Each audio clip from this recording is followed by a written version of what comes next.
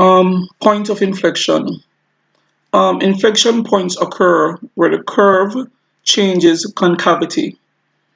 A positive second derivative corresponds to a concave up, and a negative second derivative corresponds to a concave down.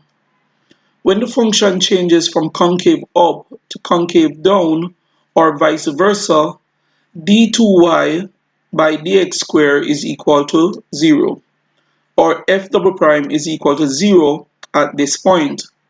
For a point to be an inflection point, the second derivative must be 0 at this point.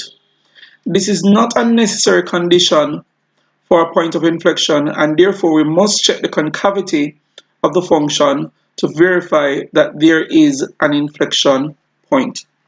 Alright, so a lot was said there. Let's see if we can get into the practicality of what we just read. Alright, here we have two diagrams. Alright, here we have about three diagrams. Alright, and let's see what we can possibly get from the diagrams.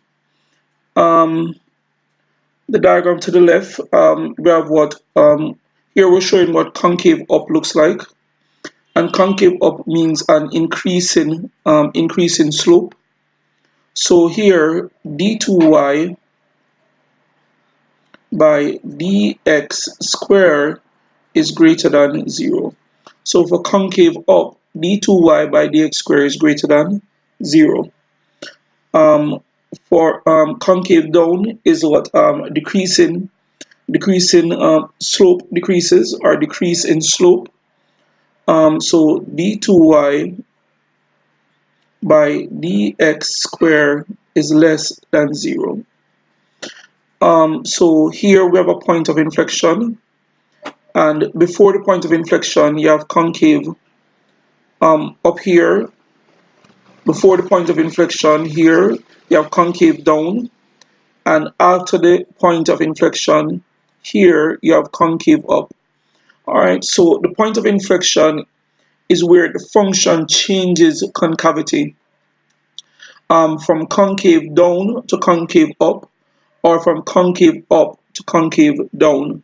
Now at the point of inflection, d2y by dx squared is equal to 0. At the point of inflection, d2y by dx squared is equal to 0. Please note, as was said earlier, this is not a necessary condition for inflection point. So if you have a value of x where d2y by dx squared is equal to 0, you must check the concavity before and the concavity after in order to determine that what you're dealing with is a point of inflection. Alright, the final diagram. I'm guessing that what I'm getting for this, the blue is showing you concave down. So concave down is like when the function is like this.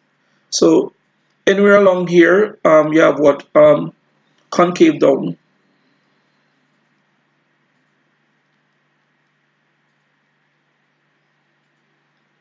And for concave down, d2y by dx squared is less than 0. Concave up would be like this.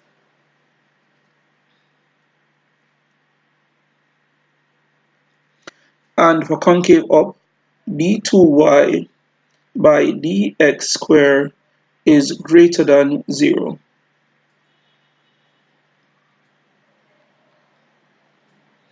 Alright, so to recap, the point of inflection is where the function changes concavity from concave up to concave down, or from concave down to concave up. For concave down, d2y by dx squared is less than 0. For concave up, d2y by dx squared is greater than 0. And at the point of inflection, d2y by dx squared is equal to 0. Let's have a look at an example.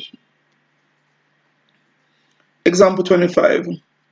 Example 25 is asking us to find the point of inflection on the curve f of x is equal to x cubed plus 1. Or to find the point of inflection on the curve f of x is equal to x cubed plus 1. So first f prime of x would be equal to 3x squared, and f double prime of x, the second derivative, is equal to 6x. Now at point of inflection,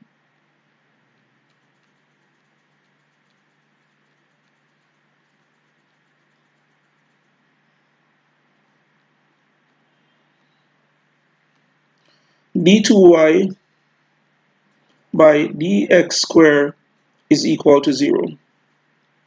So therefore 6x is equal to 0, x would be equal to 0. Alright, so at the point of inflection x is equal to 0.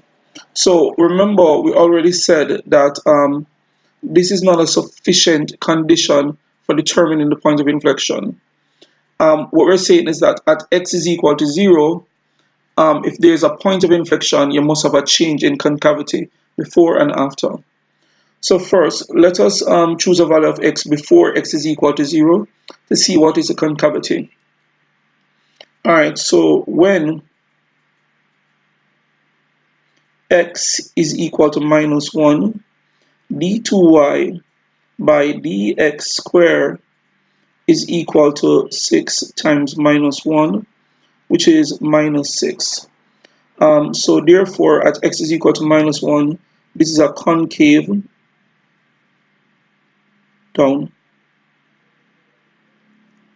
It's a concave down.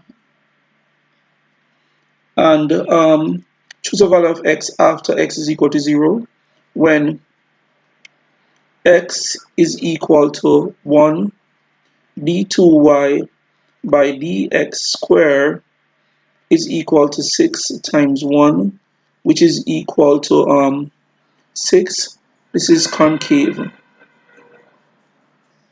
up. So therefore what appears is that before x is equal to before x is equal to 0, you have concave down, and at x is after x is equal to 0, you have concave up. So between minus 1 and positive 1, the function change concavity.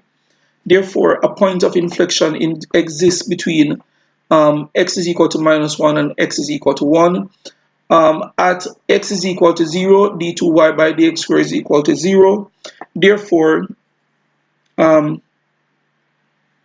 at x is equal to 0, there is a point of inflection. Alright, at x is equal to 0, there's a point of inflection. Alright, when x is equal to 0, f of x is equal to 1, I think, yeah. When x is equal to 0, f of x is equal to 0 cubed plus 1, which is 1. So 0x, 1y is the point of inflection.